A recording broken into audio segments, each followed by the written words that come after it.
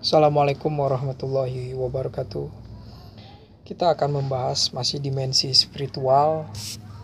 Kita akan membahas tentang Santo Agustinus yang hidup di tahun 354 sampai 430 Masehi.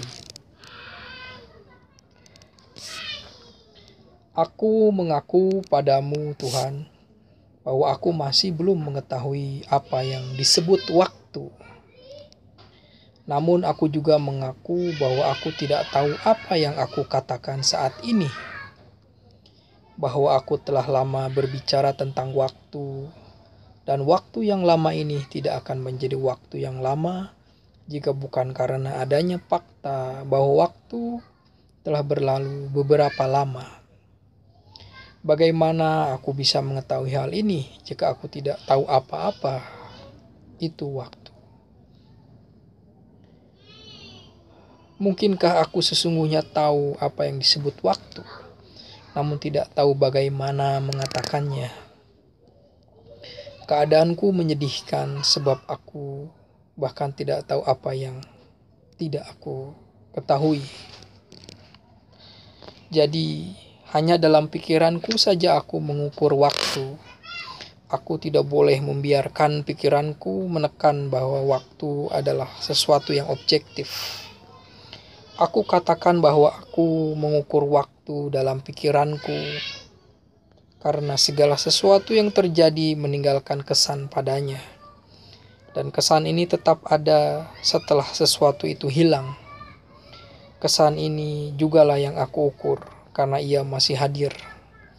Namun bukan sesuatu yang menciptakan kesan itu sendiri, karena ia berlalu dan kemudian bergerak menuju masa lalu saat aku mengukur waktu. Yang aku ukur adalah kesan. Sekali lagi, tidak ada seorang pun yang menyangkal bahwa waktu sekarang ini tidak memiliki kurun waktu, karena ia hanya ada selagi ia berlalu. Namun perhatian pikiran terus bertahan dan melihatnya ketika waktu sekarang itu tengah berlalu menuju keadaan di mana ia tidak akan ada lagi. Jadi bukan masa depan itu sendiri yang panjang, namun masa depan yang panjang adalah pengharapan yang panjang atas masa depan. Dan masa lalu juga tidak panjang karena ia tidak ada, namun masa lalu yang panjang adalah ingatan yang panjang atas masa lalu. Kau Bapakku yang kekal, sedangkan aku terbagi antara waktu yang telah berlalu dan waktu yang akan datang. Dan perjalanannya adalah misteri bagiku. Pikiranku, pasangan erat jiwaku tercerai berai seperti ini. Dan itu dalam malapetaka perubahan. Dan akan tetap demikian sampai aku disucikan dan dilebur oleh api kasih-Mu yang dipersatukan denganmu. Tuhan adalah pencipta agung dalam hal-hal besar. Tapi ia tidak berarti dia adalah seniman yang kurang cakap dalam hal-hal kecil. Karena hal-hal kecil janganlah dinilai dari ukurannya, yang memang hampir tidak ada, melainkan dari kearifan penciptanya. Kita lihat contohnya pada penampilan seseorang. Alis mata nyaris tidak ada.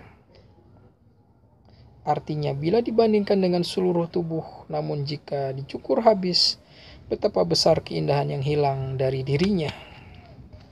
Karena keindahan tidak hanya bergantung pada ukuran, melainkan pada simetri dan proporsi bagian-bagiannya.